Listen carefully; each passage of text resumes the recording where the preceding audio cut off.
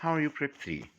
Today we will make final revision for Prep 3 before your exam. Chemical reactions. What is a chemical reactions? Breaking down bonds in reactants and formation new bonds in products or in resultants. The importance of chemical reaction. Number 1, burning of fuel. Number 2, photosynthesis process to make food. Food forming by reaction between carbon dioxide and water. The photosynthesis process produced by chemical reaction between carbon dioxide and water. Number 3, making medicines, fertilizers, and artificial fibers. Okay, types of chemical reactions. types of chemical reactions like what? Thermal decomposition. Number 2, substitution reactions. Number 3, oxidation and reduction.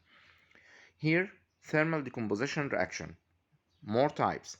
Number 1, this is compound to produce simpler forms of products. Here, reactant thermal decomposition reaction which compounds breaking up into simple substances or simpler compounds or another chemical compounds or another elements by heat. Again, reaction which is the compound breaking up into simpler compounds or simple substances or its original compounds. This compound produce more items. Number 1, decomposition of some metal oxide. Metal oxide decomposed, metal oxide like mercury oxide, red mercury oxide, produce metal and oxygen. Metal oxide thermal decomposition يديني metal and oxygen. Okay, this is metal oxide, mercury oxide. This is red, produce mercury, silver, and oxygen gas evolved. Okay, this is number 2, decomposition of some metal hydroxide. يبقى metal oxide بيديني metal and oxygen. Metal hydroxide produce metal oxide and water vapor. How? Like blue copper hydroxide, thermal decomposition بيديني copper oxide and water vapor evolved. Decomposition of most metal carbonate. The green copper carbonate decomposed by heat into black copper oxide and carbon dioxide. هنا بنلاقي ان copper carbonate بيديني copper oxide and carbon dioxide. اي كومباوند فيه كبر كربونات السنه دي هنلاقي لازم بيطلع لي كربون دايوكسيد. يبقى انا لو لقيت في البرودكت كربون دايوكسيد اعرف ان في الرياكتنتس في عندي كبر كربونات. اوكي يا شباب، يبقى احنا عندنا اهو قلنا 3. عندي اول حاجه الميتال اوكسيد تديني ميتال اند اوكسجين. ميتال هيدروكسيد تديني ميتال اوكسيد اند ووتر فيبر. ميتال كربونات تديني ميتال اوكسيد اند كربون دايوكسيد. اوكي، ميتال سلفيتس زي الكبر سلفيت CuSO4 يديني برضو ميتال اوكسايد and سلفر ترايكسايد جاز. اي ميتال سلفيت لازم يديني سلفر ترايكسايد. يعني لو قال لي مثلا كالسيوم سلفيت، اوكي، برضو هيديني كالسيوم اوكسايد and كبر سلفر ترايكسايد اللي هو SO3. اوكي يا شباب، طيب انا دلوقتي هنا البلو كبر سلفيت بيديني بلاك كبر اوكسايد and سلفر ترايكسايد evolved. Decomposition of some metal nitrates. الميتال nitrates decomposed by heat into metal nitrite and oxygen gas evolved. هنا الميتال نايتريت، بصوا يا جماعه كده كتابتها ميتال نايتريت صوديوم نايتريت اهو. decomposed by heat into yellowish white صوديوم نايترايت. هنا نايترايتس بالاي وهنا نايتريت بالاي. يبقى الصوديوم نايتريت ده وايت كولر، يديني ايه؟ يلوش وايت من الصوديوم نايترايت، ده الصوديوم نايترايت. اوكي، and oxygen gas evolved. يبقى انا عندي كل الكومبوننتس اللي هنا، نشوف كده مع بعض. هنلاقي هنا في ايه؟ ادي الميتال اوكسايد، في عندي 3 كومبوننتس زي بعض بالظبط، الميتال هيدروكسايد والميتال كربونات والميتال سلفيت، كلهم بيدوني ميتال اوكسايد والباقي بيطلع جاز ايفولفد. الاتنين المختلفين عندي الميتال اوكسايد اصلا اللي هو زي الكبر اوكسايد مثلا، بس الكبر اوكسايد doesn't decompose by باي هيت. هنا الميتال اوكسايد بيديني ميتال اند اوكسجين، والصوديوم نايتريت بيديني صوديوم نايترايت اند اوكسجين. اوكي، يبقى الاثنين اللي بيطلعوا لوحدهم او لوحديهم غير الرول اللي احنا ماشيين عليها دي، بنلاقي بيطلعوا لي اكسجين وبيطلعوا لي حاجات تانية. دي اتفككت للحاجتين اللي هي متكونه منهم، اللي هي الاوريجينال كومباوندز اللي هي سيلفر سيلفر ميركوري اند اوكسجين جاز، وهنا فكت بس منها الاكسجين، حصل ديكومبوزيشن فقط للاكسجين وادتني اكسجين اند صوديوم نايترايت. الاير باج دي inflatable bag folded inside the steering wheel in modern cars. الimportant بتاعتها مهمة، considered one of the most important safety means in cars at emergencies. ماشي، يبقى تعتبر من أهم السيفتي means، وسائل الأمان في الكارز في حالة الحوادث. Why? Because it a on occurrence car accident, sudden drop in speed or sudden drop in speed في الكار. electric spark generated، يبقى بيحصل electric spark generated works on decomposition and explosion، تفكك وانفجار للسبستانس of sodium azide. يبقى ده مادة دي اللي هي 2NaN3، مهمة جدا جدا chemical equation دي، ناس كتير جدا بتنساها، اسمها صوديوم azide. في وجود electric spark ده نقدر نقول عليه electric decomposition، ويعني ممكن نقول ان هي thermal decomposition، بس هي في الحقيقة هي electric decomposition. هتديني ايه؟ 2Na and nitrogen gas evolved. النيتروجين جاز ده بيعمل ايه؟ بيبقى inside the airbag forming inflated airbag. بنبص نلاقيها by nitrogen gas بيحصل باكستريم speed within only 40 milliseconds. يبقى الايرباج دي بيحصل لها بتتكون في قد ايه؟ في 40 ملي سكند. then it gets vacuumed rapidly، وبتتفضى بسرعة جدا. why? to ensure clear vision، عشان تؤمن رؤية واضحة and proper movement for the driver. substitution reactions ديت اللي هي chemical reactions depend on activity of metals، بتعتمد على الاكتيفيتي بتاع مين؟ بتاع الميتالز.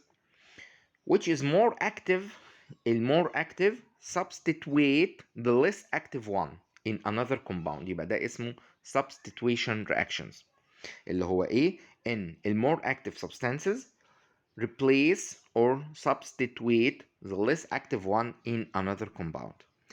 Chemical activity series the arrangement of metal in descending order according to their chemical activity. نفتكر كده مع بعض chemical activity series. هنلاقي البوتاسيوم أول واحد، بعدين صوديوم، بريليوم، كالسيوم، مغنيسيوم، ألمونيوم، زنك، طبعا ألمونيوم before زنك، بعدين نلاقي الايرن والليد بعديهم، بعدين الهيدروجين واللي بعديهم لازم يتحفظوا كلهم، اللي هم كوبر والميركوري والسيلفر والبلاتينيوم والجولد. اي حاجه من اللي تحت الهيدروجين don't replace hydrogen in its acid or its hydrogen of water or in its salts. anything don't replace anything من الهيدروجين او اللي قبل الهيدروجين. chemical activity series قلناها. simple substitution reactions دي reactions where the element which is more active substitutes the less active one. طيب بنلاقي ان دايما في السامبل سبستيتويشن element مع compound، يبقى نعرف دايما كده التايب، عشان اوقات كتير قوي بيقول لي بيسالني على التايب. لما الاقي compound وفي بعده arrow وعليه heat يبقى ده thermal decomposition. الاقي element بس مع compound يبقى ده simple substitution reaction. الاقي compound مع compound يبقى ده double substitution reaction. اول نوع من السامبل الميتال substitute hydrogen of water. اي ميتال من اللي بيفور هيدروجين يقدروا يقعدوا مكان الهيدروجين اوف ووتر. زي ايه؟ زي الصوديوم substitute hydrogen of water. لما الصوديوم بيعمل رياكت مع الووتر بيديني صوديوم هيدروكسيد and hydrogen gas evolved that burn with pop sound. ليه؟ عشان في هنا heat فحصل له burn with pop sound. فبيقول لي ان الاكتيف ميتال substitute water hydrogen and produce metal hydroxide and hydrogen gas evolved. الميتال react with water as they substitute acid hydrogen and produce salt and hydrogen raises. طيب الميتال substitute hydrogen of acid. برضو هنا الميتال بيقعد مكان الهيدروجين بتاع الاسيد، زي الاير reaction of zinc with dilute hydrochloric acid. or الألومنيوم or magnesium or iron. والمغنيسيوم والايرون في الليسون اللي جاي هنلاقي نفس الكيميكال رياكشن ديت، خاصة بتاعة الزنك والهيدروكلوريك اسيد. ازاي؟ ادي الزنك، زنك كوميرشال زنك، اي حاجة فيها كلمة زنك هي كلها نفس الرياكشن ده. يعني احيانا بيقول لي ايه الكوميرشال زنك، ايه الكوميرشال زنك دي؟ مالكش دعوة، هو زنك وخلاص. طيب ادي زنك بلس 2HCl تديني مع الدايلوت هيدروكلوريك اسيد، لان ده الهيدروكلوريك اسيد فهنا دايلوت، تديني زد ان سي ال 2. طبعا ليه زد ان سي ال 2؟ عشان الزد ان داي فالنت والكلورين مونو فالنت، فكل واحد بياخد الفالنسي بتاع التاني اند هيدروجين جاز ايفولفد. نيجي بقى هنا، ادي هنا الالومنيوم مع ال HCl هيدروكلوريك اسيد دايلوت، ديل اللي هو هيبقى ايه؟ AlCl3. قلنا ليه حطينا 3؟ عشان الالومنيوم تراي فالنت والكلورين مونو فالنت، فالكلورين بياخد الفالنسي بتاع الكلورين and hydrogen gas evolved.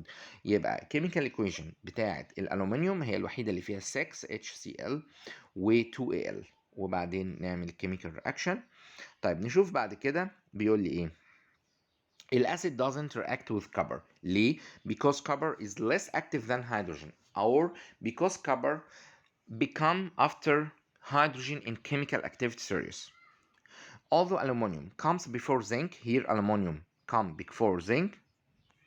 Look at this, aluminum before zinc. بس zinc faster than aluminum in its reaction. Why? بيقول لي ايه؟ due to the presence of layer of aluminum oxide on aluminum surface which make time or take time to separate, okay, from aluminum, that delays the starting of occurrence or reaction. Sodium react with dilute hydrochloric acid with copper, don't react with the same acid.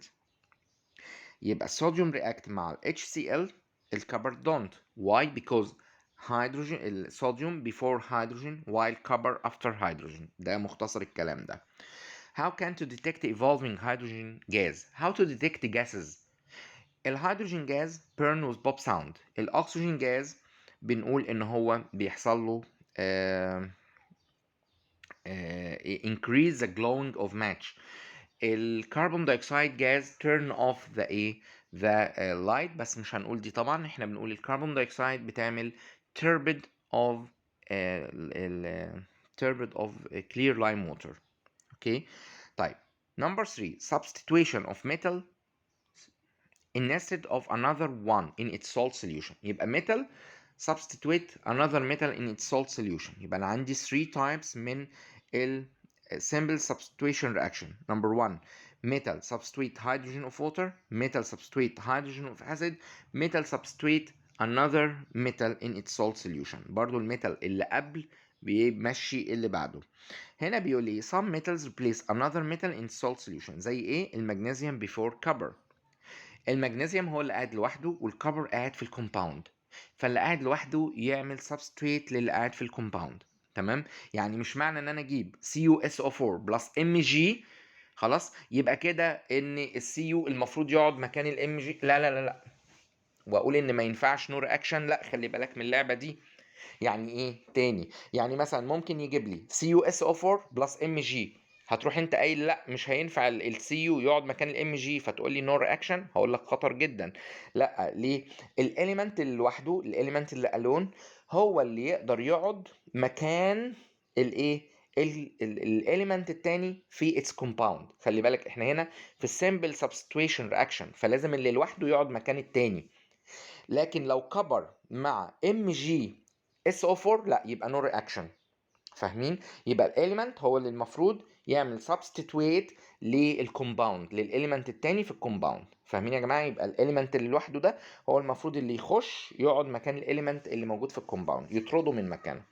هنا طبعا المغنيسيوم before copper in its a salt solution، المغنيسيوم substitute copper فيديني MgSO4 بلس Cu. خلي بالكم عشان في ناس بتتلخبط ما بين دي. بصوا هنا يروح عامل لي ايه MgSO3 بلس UO. لا يا جماعه، احنا ده simple substitution reaction او double substitution reaction، ده بيقعد مكان ده وكل حاجه تطلع زي ما هي. الوحيده اللي كان بيطلع فيها بناخد 1 اكسجين ونطلعها ده كان في الثيرمال بس. only في thermal decomposition only. انما هنا مغنيسيوم قعد زي ما هو مكان الكبر، والكبر طلع زي ما هو Cu. هنا كده بنقول عليه red precipitate، red precipitate او راسب احمر. ماشي، يبقى هنا بيقول لي ايه red precipitate occurs في ده. هنا magnesium can replace copper in salt solution while the opposite doesn't occur because magnesium before copper in chemical activity series while copper follows magnesium. Don't keep silver nitrate solution in aluminum containers. ما تحفظش ابدا السيلفر نيتريت solution in ايه in aluminum container. why؟ الالومنيوم ده element لوحده وده سيلفر نيتريت، فالميتال اللي لوحده هيقعد مكان الميتال اللي في كومباوند، عشان كده simple substitution reaction. فهنعمل ايه؟ قال لي because aluminum precedes يعني before silver in chemical activity series so it replaces silver in silver nitrate solution which leads to eroding aluminum container. الحاجة هتتاكل، ما هو عمال يطلع منها ألومنيوم عشان يقعد مكان الايه؟ مكان السيلفر، فتبص تلاقي مفيش ألومنيوم فالكونتينر هيتخرم ويتاكل. هنا بيقول لي حاجة برضو مهمة وما بتجيش في الأسئلة كتير، ولو جابها لي يبقى عايز واحد بيفهم ومذاكر. As distance between metals increases، يعني كل ما المسافة ما بين الميتالز increases في chemical activity series substitutions becomes faster. يعني ايه؟ البوتاسيوم react instantly with water while magnesium react very slowly. ليه؟ عشان المسافة ما بين، بصوا كده، البوتاسيوم والايه الهيدروجين، ما هو البوتاسيوم بيقعد مكان الهيدروجين لما بيجي يعمل رياكت مع الووتر، فما بين البوتاسيوم والهيدروجين مسافة كبيرة جدا، انما ما بين المغنيسيوم او الكالسيوم والهيدروجين مسافة اصغر شوية. فتلاقي الرياكشن between potassium or sodium مع الهيدروجين اللي هو مع الووتر faster than a reaction between calcium or magnesium with water. نرجع هنا تاني ونشوف الكلام ده. اوكي، هنا اهو ده because the distance between K and H greater than between magnesium and hydrogen in chemical activity series. نيجي بقى للدبل substitution reactions. Reaction where double substitution occurs between ions of two compounds to form two new compounds. يبقى compound مع compound ويديني new compounds خالص. طيب أول حاجة فيها reaction between acid and alkaline. Number two reaction between acid and salt. يبقى acid مع alkaline، acid مع salt. Salt solution with salt solution. يبقى number 3 salt solution مع ايه؟ مع salt solution. ما انا مش هجيب salt وسولت واحطهم مع بعض، يعني ملحين كده solid واحطهم مع بعض هيعملوا رياكشن، لا، لازم ده solution وده solution. يبقى اول حاجه acid مع alkaline، وده مشهور جدا ولازم نحفظه كويس قوي، ده اللي اسمه naturalization reaction. naturalization reaction ده reaction between acid and alkaline to form salt and water. اوكي، naturalization reaction. فهنا اهو NaOH plus HCl ده acid alkaline، ده dangerous and ده very dangerous، والاتنين اتحطوا على بعض يدوني حاجة natural salt and water table salt NaCl صوديوم كلورايد and water. كمان يا ولاد خلي بالنا من حاجة مهمة قوي، لما يجي يسألني على أي رياكشن اكتب الكيميكال ايكويشن بتاعتها، اكتبها قدامك، اكتبها في ورقة الإجابة عشان تعرفوا إن أنت بتعرف تشتغل، أنت شغال. اكتبها رايت وبعدين شوف إيه اللي هيطلع وإيه اللي حصل وعلى أساسه اعمل الأنسر بتاعك. المهم number 2 the reaction of acid with salt. اسيد مع سولت ده بقى ما بيدينيش حاجه ثابته، ده زي مين؟ لازم نحفظ ده زي ما هو كده صوديوم كربونات. طب ليه هنا في 2؟ قال لي عشان الكربونات داي فالنت والصوديوم مونو فالنت. صوديوم كربونات مع هيدروكلوريك اسيد هيديني، بصوا كده ال Na خدت Cl اهو. طيب الاولاني بياخد التاني زي ما قلنا قبل كده واحنا بنشرح، صوديوم مع Cl، بعدين هتديني المفروض H2CO3. اوكي، ده فعلا حقيقي. ال H2CO3 بقى لقينا ان احنا عندنا ايه H2CO3 دي، احنا قلنا اي حاجه CO3 لازم تطلع لي CO2، بقى عندي كده 1 اكسجين من CO3 ما طلعتش و2 هيدروجين، يبقى كده ووتر طلع لي. طيب the reaction of salt with salt solution with salt solution. اتنين سولت زي ما قلنا قبل كده بيدوبوا في بعض يدوني حاجه ما بتدوبش، يديني برستيت. تو سولت سوليوشنز يدوني دايما سولت ما بيدوبش. ولما عملناها مع بعض في المدرسه لقينا ان انا عندي الصوديوم نايتريت كان dissolve in water والصوديوم كلورايد dissolve in water، ولما حطيناهم مع بعض ادوني ماده doesn't dissolve اللي هي سيلفر كلورايد. ولما جبنا ميه من الحنفيه لقينا ان حصل فيه شويه بريسبتيت، لان ميه الحنفيه فيها salt solution، فيها salts دايبه في الووتر، فاي تو salts مع بعض هنحطهم يعملوا لي لازم بريسبتيت. عشان كده الرياكشن of salt solution والsalt solution ده بيبقى اسمه ايه؟ precipitation reaction. يبقى ده ليه اسم كده مشهور اللي هو precipitation reaction. زي بالظبط الاسيد مع الالكلاين اسمه ايه؟ neutralization reaction. ودايما بيديني salt and water. هنا دايما يديني precipitate اللي هو salt solution مع salt solution. يبقى هنا double substitution reaction between salt solution زي ايه؟ الرياكشن between صوديوم كلورايد اللي هو ملح الاكل مع سيلفر نايتريت يديني صوديوم نايتريت اند سيلفر كلورايد بريسبتيت، وده بيبقى وايت بريسبتيت وبتيجي عليه اسئله كتيره جدا جدا جدا. يبقى وايت بريسبتيت فروم سيلفر كلورايد. الاكسيديشن اند ريدكشن، والدنيا اللي بتلخبط الناس كلها، وكل الناس بتلخبط في الاكسيديشن والريدكشن. يا حبايب قلبي تعالوا نبص كده. اول اكزامبل عندي، احنا مش هنقرا الكلام ده، انا هوضح لكم هنا. بصوا هنا ادي الهيدروجين مع الكربون اوكسيد. الهيدروجين راحت الناحيه الثانيه ايه؟ معاها اكسجين، حصل لها كده انكريز للبرسنتج اوف اكسجين. يبقى الهيدروجين حصل لها اوكسيديشن. يبقى ايه هو الاكسيديشن؟ increase the percentage of oxygen. اتفقنا؟ يبقى الاكسيديشن increase the percentage of oxygen or take oxygen، خدت اكسجين. صح كده؟ الهيدروجين اما راحت الناحيه الثانيه خدت اكسجين، يبقى take oxygen ده برضه اوكسيديشن. طيب الريدكشن، ريدكشن الكبر اوكسيد، بصوا كده راح الناحيه الثانيه بقى كبر. الكبر اوكسيد decrease the percentage of oxygen، يبقى ده ريدكشن.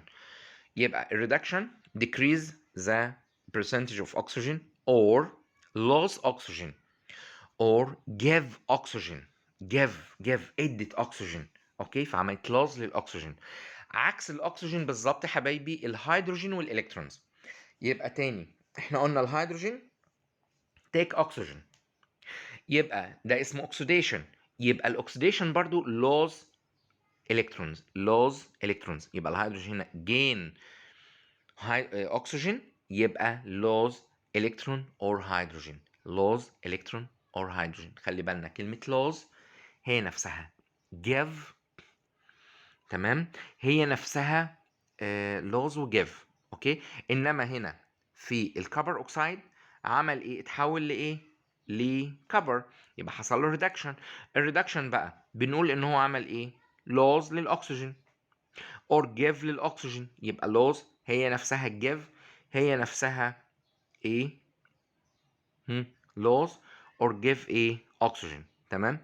هنا الهيدروجين take oxygen gain oxygen increase oxygen percentage، كل دول gain. وعندي الالكترونز عكس الايه؟ عكس الاكسجين. ما ننساش حاجه مهمه قوي، السبستانس لما يجي يقول لي process انا عندي oxidation و reduction. substance substance that gain oxygen، الماده اللي خدت اكسجين، ما هي الهيدروجين صح كده؟ مش دي اللي خدت اكسجين؟ هي حصل لها ايه؟ اوكسيديشن. يبقى السبستانس دي اسمها reducing agent. يبقى السبستانس هتبقى ايه؟ reducing agent. يبقى لما يجي في اول السؤال يقول لي substance that gain oxygen or increase the percentage of oxygen or take oxygen، هقول له دي ايه؟ reducing agent. ليه؟ حصل لها oxidation. الكبر اوكسيد حصل لها reduction، يبقى oxidizing agent. يبقى لما يجي يقول لي substance that lose oxygen or substance that give oxygen during the chemical reaction، هقول له دي حصل لها reduction، يبقى السبستانس دي هي reduce oxidizing agent. يبقى الانسر المفروض ايه؟ oxidizing agent. يبقى الكبر اوكسيد هيبقى oxidizing agent والهيدروجين هيبقى reducing agent. اوكي، نخلي بالنا عشان ممكن يجيب لي substances غير دول خالص ويسألني على الاكسيديشن والريدكشن. طيب تعالوا نشوف بالالكترونيك كونسبت. هنا الصوديوم or all metals بيحصل لها ايه؟ لوز للالكترون. لوز للايه؟ للالكترون. فهنا الصوديوم لما يجي يكون صوديوم كلورايد هيحصل له لوز للالكترون. مش احنا قلنا لوز للالكترون والالكترون ده عكس الاكسجين؟ يبقى كانها بالظبط خدت اكسجين. يبقى لوز الكترون يبقى oxidation process. جين الكترون بيحصل عند كل النون ميتالز، والاكزامبل بتاعهم الكلورين، يبقى ده ايه؟ ريدكشن بروسيس. السبستانس اللي بيحصل لها اوكسيديشن تبقى ريديوسينج ايجنت، والسبستانس اللي بيحصل لها ريدكشن تبقى اوكسيدايزنج ايجنت. تمام. تعالوا نشوف بقى دي، عشان دي بتلخبط الناس كلها. ما تبصش للتو الكترونز ديت، هو بس ايه، احنا هنا عندنا نبص لدي. شايفين دي؟ الصوديوم كان معلهاش اي تشارج، بقت بوزيتيف. دايما بشرحها ازاي؟ بقول هو زاد عنده البوزيتيف يبقى نقص عنده النيجاتيف. اوكي. واحد زاد عنده صفة الكرم يبقى قل عنده البخل. يبقى هنا الصوديوم بقى Na بلس، يبقى هو زاد عنده البوزيتيف يبقى نقص الالكترون، يبقى هنا لوز الكترون، يبقى ده اوكسيديشن بروسيس. هنا كانت كلورين عادية جدا بقت 2Cl نيجاتيف، يبقى كده زاد النيجاتيف، يبقى كده جين الكترونز، يبقى دي ريدكشن بروسيس. والكلورين هنا تعتبر ريديوسينج اوكسيدايزنج ايجنت، لان حصل لها ريدكشن بروسيس، يبقى الكلورين تعتبر اوكسيدايزنج ايجنت. امال الصوديوم يبقى ايه؟ يبقى حصل له اوكسيديشن، يبقى هي ريديوسينج ايجنت. ودي كلها الديفينيشن بتاعتهم زي ما انا قلت لكم كده، عشان دي حاجه مهمه جدا. طيب هنا بيقول لي ايه؟ The two process of oxidation and reduction are concurrent process، عمليتان متلازمتان. ليه؟ Give reason: because they occur in the same time, or because the number of losses electrons، عدد losses electrons equals the number of electrons that atom gained. الاكسيديشن دي process that causes increased percentage of oxygen، ده بقى الملخص: gain or take oxygen or loss or give hydrogen. ده النهائي اللي انت تحفظه في الجزء ده. طيب هنا reduction process that causes decreased percentage of oxygen، اللي هو loss or give oxygen or gain or take hydrogen. يبقى انا عندي gain or take hydrogen or electrons. على فكرة الهيدروجين والالكترونز زي بعض بالظبط. element or substance، يبقى سواء كانت element او substance بقول عليها agent or factor. يبقى element اللي بيحصل لها oxidation تبقى reducing agent، واللي بيحصل لها وهكذا. process تبقى oxidation او reduction، ده اللي اعرفه لما نيجي نحل. speed of chemical reaction، الكيميكال reactions دي بنقول لي ايه؟ types. اول حاجه very fast reactions زي fireworks، relatively slow reactions زي reaction of oil with caustic soda to form soup، very slow reactions زي iron rust، two slow reactions زي formation of petroleum oil. طيب نيجي هنا للكيميكال ايكويشنز ديت. دي سبستانس اسمها نيتروجين بنتوكسيد اللي هي N2O5، بيحصل لها decomposition into nitrogen dioxide and oxygen gas evolved.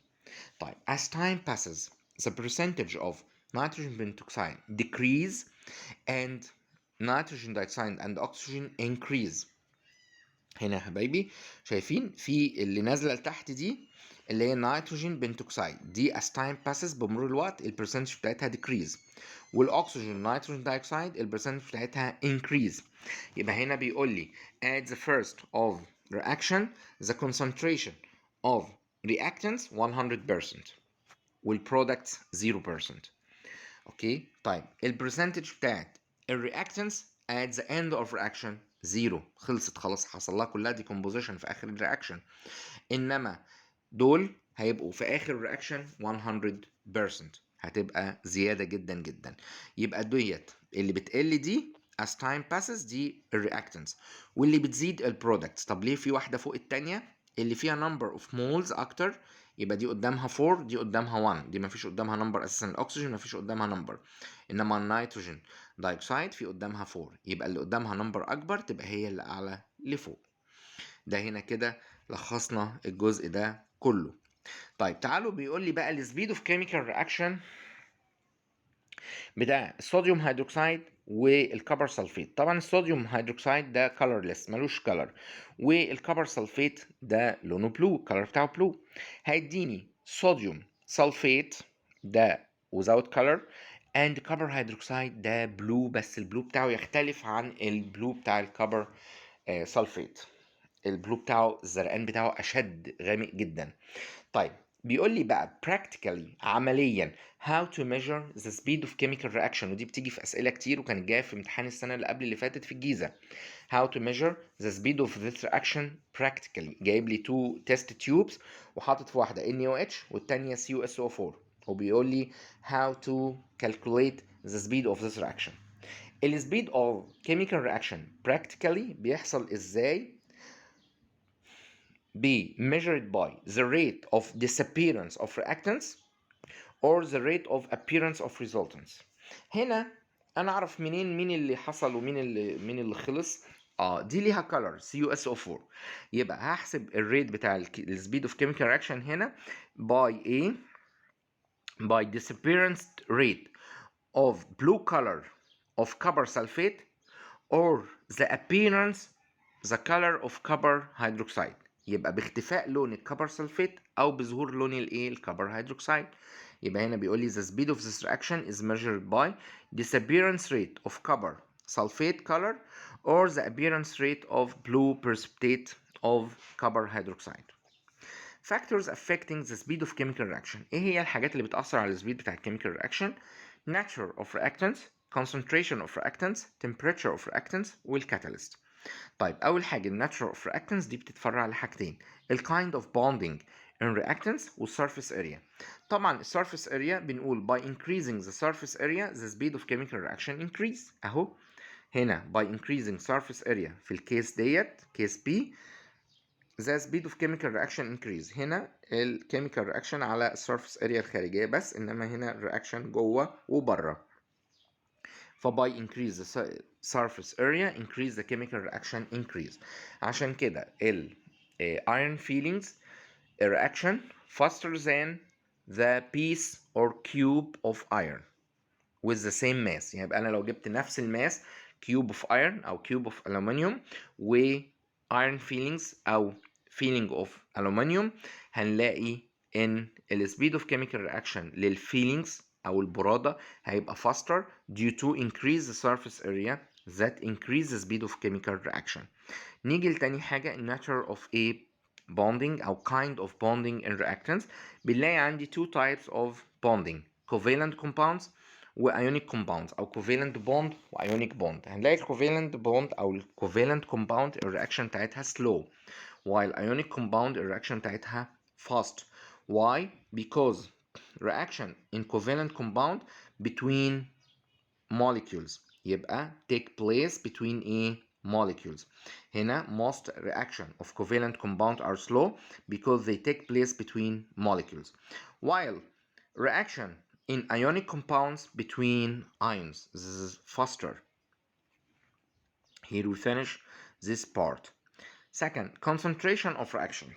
By increase the concentration of reactants هنا nature of a reactants not products. The nature of reactants increase the speed of chemical reaction or decrease على حسب covalent compound ولا ionic compound increase the surface area or decrease the surface area. هنا بقى concentration of reactants by increase the concentration of reactants the speed of chemical reaction increase. فبيقول لي مثلا أنا عندي هنا magnesium with hydrochloric acid. When use the same piece of magnesium with concentration hydrochloric acid and dilute hydrochloric acid هنستخدم مركز ومخفف اللي هو dilute hydrochloric acid ده مخفف و concentration hydrochloric acid ده تركيزه عالي.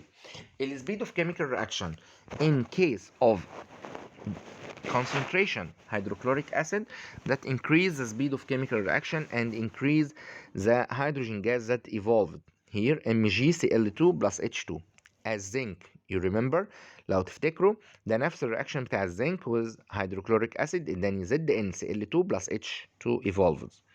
يبقى الهيدروجين هنا برضو evolves بس هنلاقي في حالة ال high concentration of hydrochloric acid هيبقى الرياكشن faster. هنا بيقول لي the speed of chemical reaction increases by increasing the concentration of the reactants. Why? Because by increasing the number of reactants molecules the number of propyl collisions between them increase. يبقى هنا لازم أقول because the number of propyl collision increase. المصحح بيدور على الكلمة دي. Okay, combustion of the steel scarces used for cleaning aluminum pots in jar filled with pure oxygen is faster than its composition in atmospheric air. الكونسنتريشن بتاع الأكسجين في الاتموسفيريك air 21% while in jar filled with oxygen 100%. فطبعا الرياكشن بتاع البيرنينج، هو على فكرة البيرنينج أصلا ده كيميكال رياكشن، فالرياكشن بتاع البيرنينج في الجار filled with oxygen هيبقى increase. فهنا بيقول لي due to increase the speed of chemical reaction by increasing the concentration of oxygen gas. Temperature of reaction. By increase the temperature of reactions, the speed of chemical reaction increase. Now, cooking food faster due to increase the speed of chemical increase the heat of the oven. يبقى هنا most of the chemical reactions speed up when temperature of reactants increase because the speed بيعمل ايه increase molecule speed فيعمل increase the number of propyl collision. هنا بيقول لي if you want to cook egg faster you increase the temperature. Why? Because increase the speed of chemical reactions that help in cooking food أو due to increase the speed of a propyl collision due to increase the heat. هنا بيقول لي حاجة مهمة جدا in الفريج used to preserve food. هنا food gets spoiled quickly if not frozen, or the fridge is used to preserve food. Why? Because low temperature slows down the speed of chemical reaction done by bacteria that cause rot of food or spoiled of food. الكاتاليست دي chemical substance change the rate of the chemical reaction without changing or being used up. ولا بتتغير ولا بتستخدم ولا بتعمل حاجه، هي بس بتعمل change للريت بتاع السبيد. طبعا كلمه ريت قلنا يعني سبيد، كلمه ريت السنه دي يعني سبيد. A chemical reaction which catalysts are used are known as catalytic reactions. في عندي types of catalytic reactions و types of catalyst برضو، هي مش مكتوبة صراحة في الكتاب بس أنا برضو عندي نوعين من الكاتاليست، positive catalyst و negative catalyst.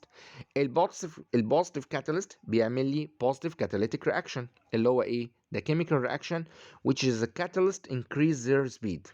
يبقى chemical reactions اللي الكاتاليست بيزود السبيد بتاعها اسمها إيه؟ positive catalytic reactions. طبعا هنا بستخدم لها إيه؟ positive catalyst. A negative catalytic reaction the chemical reaction which catalysts decrease their speed. طبعا most catalysts speed up, increase the speed of chemical reactions. Okay, now most catalyst positive catalyst. هنا بقى ال properties of catalyst. أول حاجة change the speed of reaction but don't affect its beginning or end. Okay, number two, they are used in few amounts. It's few amount, it's enough to complete the reaction. No chemical changes or decrease in its mass occurs to catalyst. Number four, they are bonded to reactants during the reaction but get separated from them rapidly after formation of resultants. آخر واحدة, they decrease the energy needed for the reaction. بتقلل الانرجي اللي محتاجها عشان اعمل reaction. نيجي بعد كده لأهم reaction عندي هو في illustrating only بس لازم نبقى عارفينه. 2H2O2 this is hydrogen peroxide. hydrogen peroxide ده اللي هو مية الأكسجين اللي في الصيدلية العادي جدا، لو سبتها مفتوحة هيحصل لها decomposition لwater and oxygen. لكن انا بحط عليها الكاتاليست اللي هو منجنيز دايوكسيد اللي هو MnO2. manganese dioxide increase the speed of decomposition of hydrogen peroxide to water and oxygen. يبقى المنجنيز دايوكسيد بيعمل increase للسبيد of decomposition، بيزود سرعة الديكومبوزيشن التفكك بتاعت الهيدروجين بيروكسيد into water and oxygen. طيب في مادة تانية بتعمل ده؟ قال لي في انزيم موجود في السويت بوتيتو اسمه اوكسيديز. يبقى الاوكسيديز برضو انزيم، الانزيم ده عبارة عن ايه؟ عن catalyst بس in human او in living organisms. يبقى الكاتاليست اللي موجود في living organisms بيبقى اسمه ايه؟ انزيم. يبقى الانزيم اهو عندي الديفينيشن بتاعه chemical substance produced by body of living organisms act as catalyst. يبقى الكاتاليست اللي موجود في living organisms اسمه انزيم. فبنقول ان انا هنا عندي المنجنيز دايوكسيد بيعمل decomposition للهيدروجين بيروكسيد ويديني water and oxygen. مين تاني بيعمل لي الموضوع ده؟ الايه؟ السويت بوتيتو. خلاص يا جماعة، يبقى الأكسداز انزيم أهو in potato increase rate of decomposition of hydrogen peroxide into water and oxygen. نفس الشيء بالظبط. طيب قلنا هنا الhuman body contains thousands types of enzymes. Each type has specific function. كل نوع ليه وظيفة محددة. Without enzymes man can never breathe, move or digest food. ما يقدرش أبدا ولا يتحرك ولا يعمل digestion للفود. The molecule of one enzyme can do its function million times per minute. الإنزيم الواحد يقدر يعمل دوره مليون مرة في المينت الواحدة. A reaction occurs in the presence of enzymes more rapidly than that without enzymes. Thousands or millions times. يعني الانزيم ده بيسرع الكيميكال رياكشن thousands or millions times. يعني مثلا لو انا عندي chemical reaction بيحصل في minute، اوكي، يبقى معناها محتاج مليون or 10 millions minutes عشان يحصل. يعني ممكن الانسان يعيش ويموت وهو الرياكشن ده لسه ما حصلش. عشان كده بنقول الانزيمز دي مهمة جدا. طيب الكاتاليتيك كونفرتر. الكاتاليتيك كونفرتر هو الجهاز العلبة اللي بالشكل ده ميتاليك كان that exist in most modern cars. ليه؟ to treat the harmful gases، عشان تعالج ال harmful gases emitted from the engine اللي بتخرج من الانجن. طيب الستراكشر بتاعها composed of ceramic cells، بتكون من ceramic cells. شايفين كده ceramic cells هنا؟ مش عارف اكبر الايمج اكتر من كده اهي. شايفين دي ceramic cells عاملة زي البي cells، عاملة زي كأن خلايا النحل كده، وهي دي اللي بنستخدمها.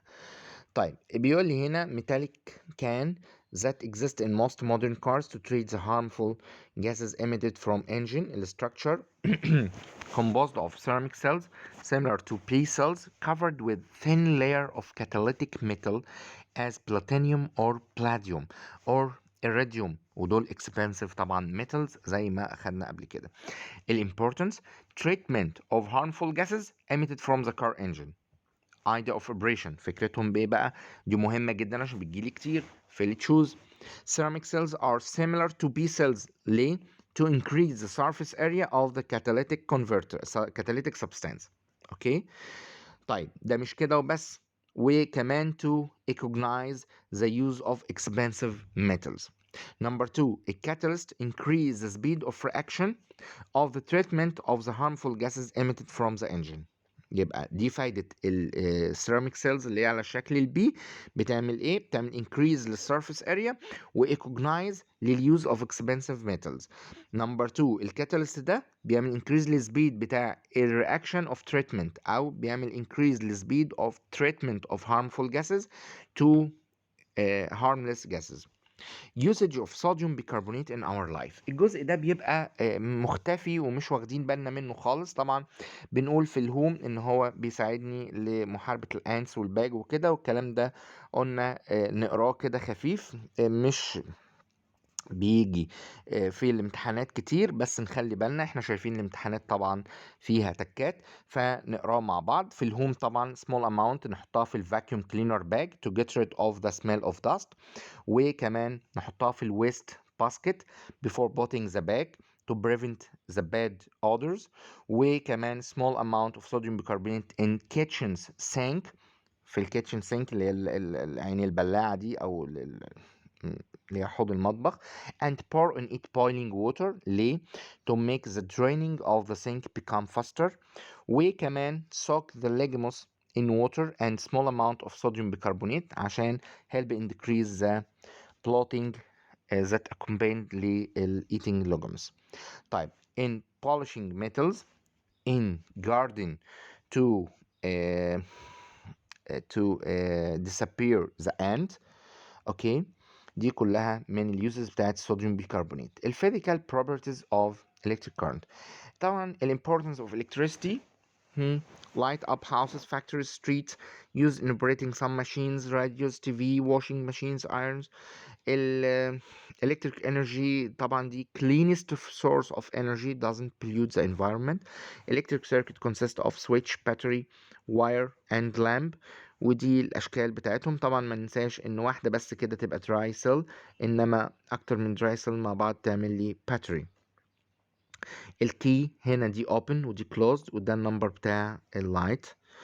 بنلاقي ان الدراي سيل تو parallel lines. الطويل هو اللي بيبقى positive والقصير بيبقى negative. الالكتريك current بنقول ان هو electric current generated من electric power stations واللي بتبقى دايما far.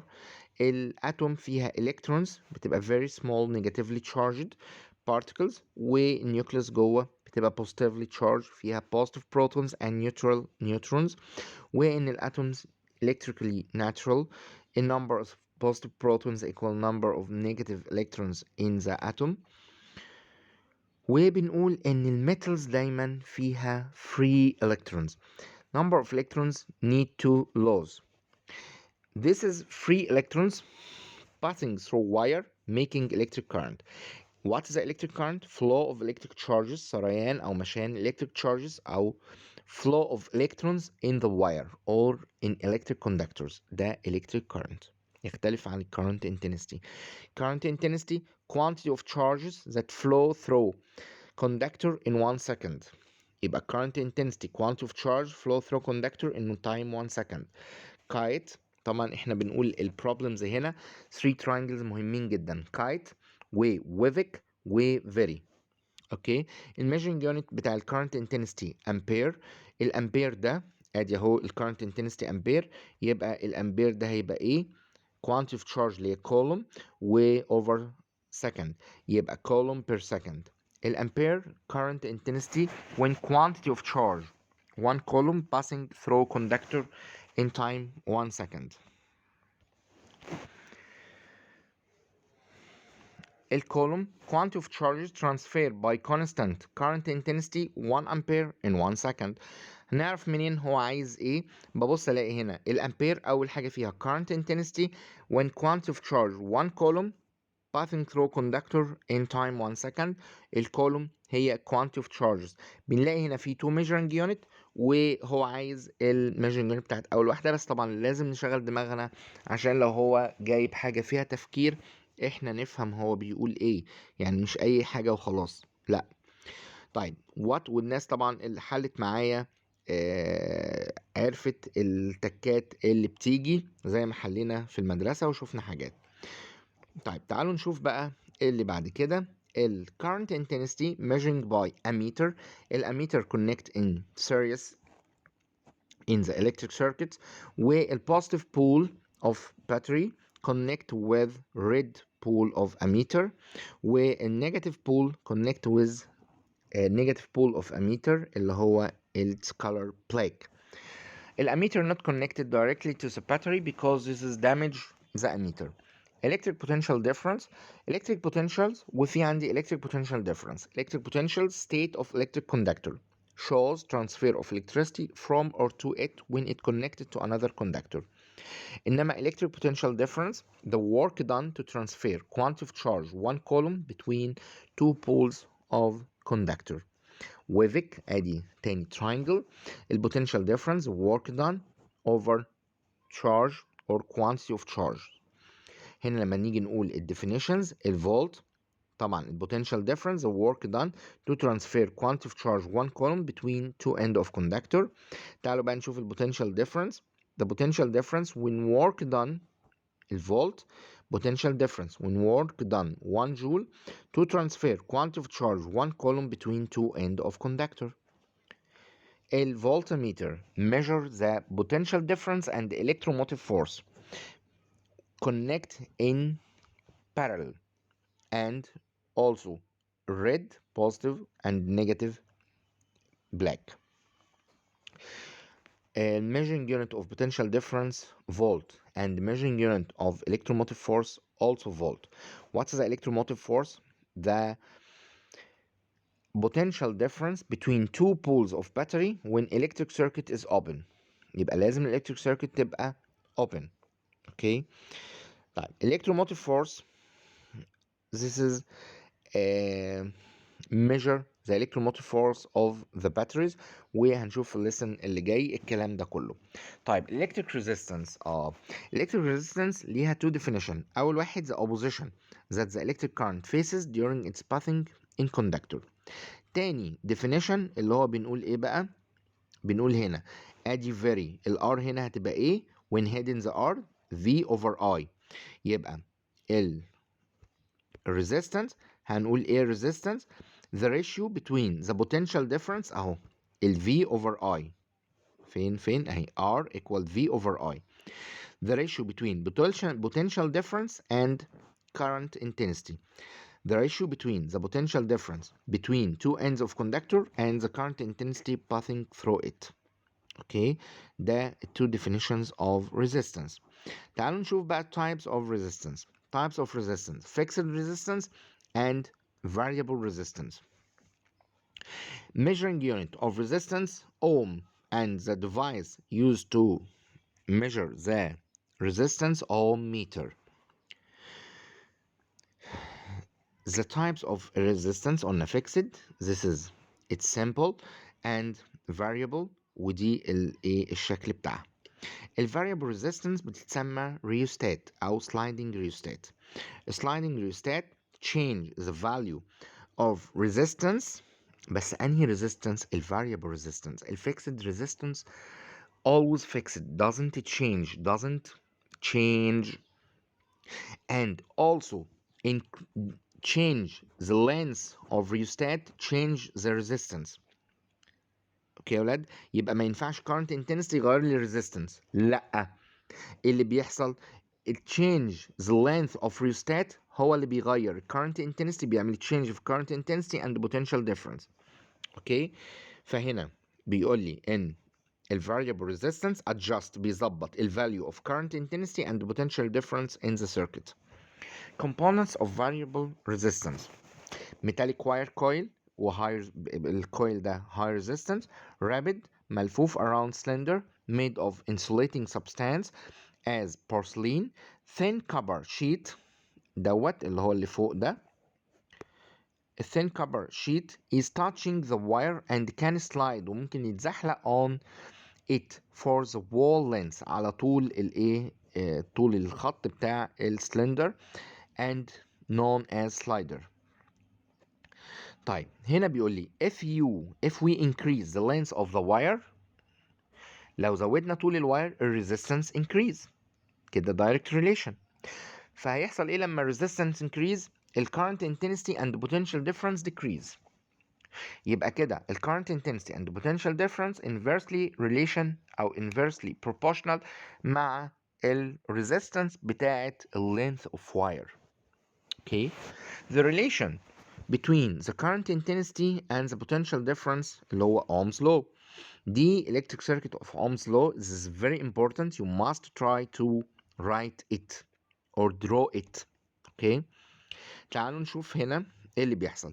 احنا حركنا الريوستات moves the rheostat and take this reading potential difference 1 volt 2 volts 3 volt 4 volt and take the reading of a meter of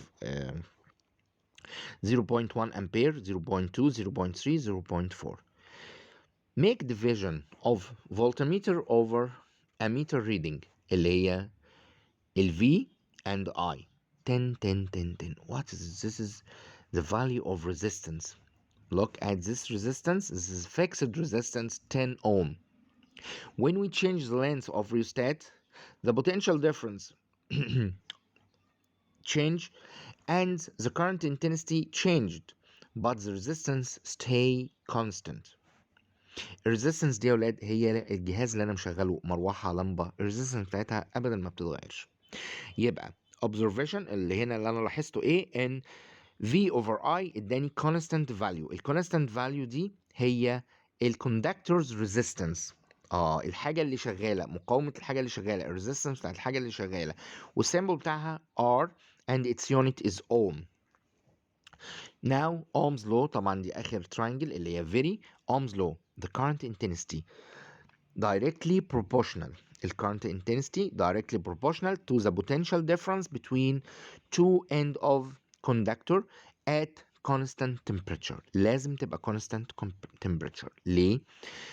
when temperature increase the length of wire increase فالresistance هيحصل لها increase current intensity decrease فهنا نلخبط الدنيا. طيب what is the ohm؟ نفس الطريقة اللي كنا بنجيب بيها الديفينيشن زي ما قلت لكم في الكلاس وقلت لكم في كل الحصص اللي فاتت. الأوم the resistance when electric current 1 ampere passes through conductor, the potential difference between its pole 1 volt. والأمبير current intensity passing through conductor, its resistance 1 ohm and potential difference 1 volt. الفولت potential difference between two poles of conductor, its resistance 1 ohm and current intensity 1 ampere. لما يجي يقول لي the ampere and volt from Ohm's law اجيب له الديفينيشنز دي، انما قال لي الفولت او الامبير وسكت اجيب له الديفينيشن بتاع الفولت والامبير من هنا. الفولت من دوت والامبير من ده. اوكي، فلازم نحفظ كل الديفينيشنز كويس قوي ونراجع عليها قبل الاكزام. اوكي يا شباب. طيب ودي طبعا قلناها. نيجي بقى للي بعد كده.